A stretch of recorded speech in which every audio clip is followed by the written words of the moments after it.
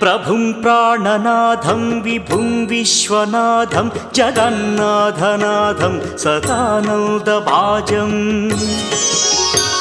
भवद्भव्यभूतेश्वरं भूतनाथं शिवं शङ्करं शम्भुमीशानमीडे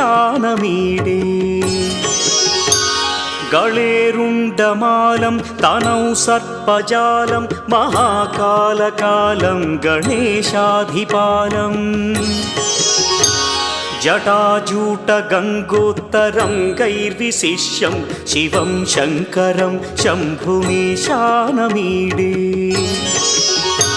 मुदामाकरं मण्डनं मण्डयन्तं महामण्डलं भस्मभूषाधरन्तम्